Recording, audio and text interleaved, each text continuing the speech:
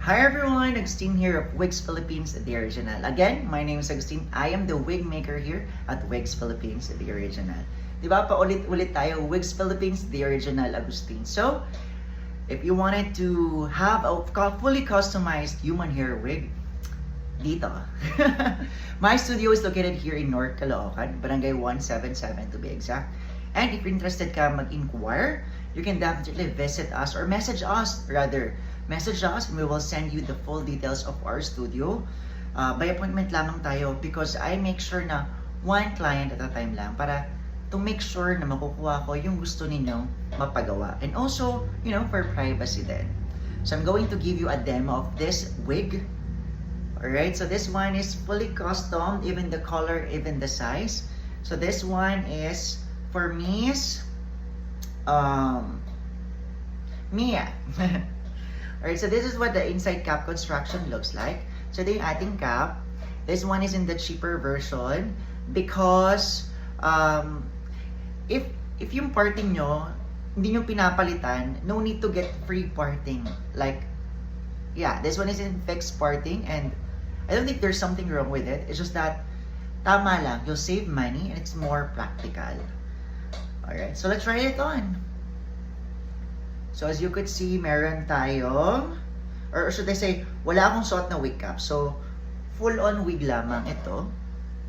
Alright. So this is how the wig looks on me. Alright.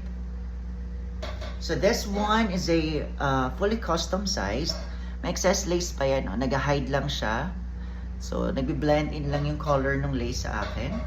The downside lang ng wig na to, talaga inuuna ko talaga yung downside, no? Is that this one, ayan, kita yan, and it's so maliit kasi ito lang yung ating parting and the rest is hair wefts.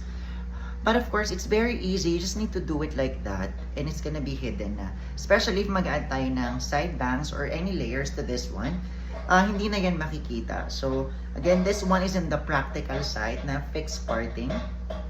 Alright, I'll show you the hair length. Ang haba niya. This one is around 24 inches. Pero ang order lang sa atin ni Miss Mia is at, I think 16 inches, so up to here lang. But of course, I want it longer kasi manipis na yung ends. So, if we cut this, fuller yung ends. Alright? So, I'm just showing you guys, or Miss Mia rather, how it looks like if hindi pa natin nakakat. But this one would look really nice if ever i-cut natin siya dito kasi fuller yung ends. Compare sa ends niya right now, sobrang nipis. Alright. So here's what it looks like at the back. Hirap talaga. Ayan, it's very flat on head. Kasi nga, para siyang bonnet. So fit na fit siya sa ulo ninyo. Ganda oh. It's just so nice. Ito na yung full hair sa front ko. It's very nice. Actually, ito yung wig na to. Ito yung ginaya ni Miss Mia kasi naka-display siya. And na-demo ko siya before. But now, she will have her own version of that wig. This one, oh my God, look at that. It's just so beautiful, di ba? Miss Mia, ang ganda! By the way, for this one, sabi ko kay Miss Mia, we're just going to have it cut upon pick-up na lang. So, I'm pretty much excited na ma-pick up to ni Miss Mia because I can't wait to meet her again. Sa lahat ng clients ko, yung mga napag-uusapan natin dito, it's just really nice. And I'll be honest with you, when it comes to making the wig, especially if nami-meet ko kayo, alam ko na maganda yung magagawa ko because every time na ginagawa or kinakalikot ko yung wig na ginagawa ko, naaalala ko kayo and I know exactly ano yung magiging best para sa inyo. And if ever nagkakaroon ng mga errors or any problem sa wig, alam ko yung itsura nyo if ever may in-scare or magagalit kayo, if in case pinush ko pa rin yung error na yon, kasi maraming beses nagkakamali talaga ang mga nagagawa kong wig. And kahit almost done na siya, uulitin ko just to make sure masasatisfy kayo upon pick up. And even na pick up ninyo, I guarantee to you my customer service even after sales. Kasi naniniwala ako na walang ibang tutulong sa inyo and you don't need to explain yourself again regarding wigs. Kasi ako dapat sa akin na binili, ako rin mismo bibigay ng any services regarding wigs. So pag nasira ang wig ninyo, or if you wanted to revamp it or to make it more healthier again, ako lang po ang inyong lalapitan and you don't need to explain it to other people. So since ako yung gumawa, alam ko yung mga treatment na ginawa rito and ano yung best na magiging solution if ever masira siya or you want to make it more beautiful again. So for this one, yan no, ganda. Grabe, I just love it. So this one is like a natural color, actually natural color, and then lighter at the ends. Very beautiful. So if you're interested in getting a wig just like this one, you know what to do. Please do message us here at Wigs Philippines, the original. So I'm your wig maker, Agustin. And by the way, for all the wigs that I create, I actually need 4 wigs para matapos ang isang wig.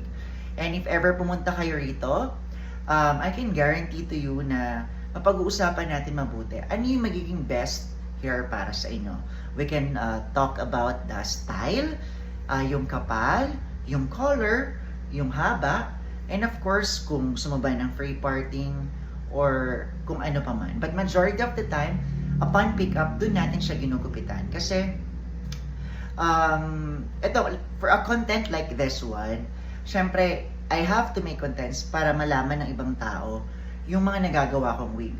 However, kapag pick up na, it should need to be more personalized. And I know there are clients out there nagtatanong or nag-ask ng photos of clients na nagawan ko. Right now, sabihin ko sa inyo, wala. Simply because I respect someone's privacy. And kaya nga pumupunta sa akin itong mga clients na to is because they know that they can trust me regarding their privacy. And very confidential talaga lahat ng details ninyo sa amin. So you're very safe with me. Alright? So sa mga takot dyan na malaman na naka-wig sila, I can be your partner sa pagtatago ng secret na yan. And we have to make sure na mukhang natural lang hair ninyo while doing that. Alright, so again, my name is Agustin. Thank you so much for watching up to this part of this video. I know it's pretty long, but I just wanna talk and let you know that I make wigs. I make wigs as a living, and I make wigs because it's my passion.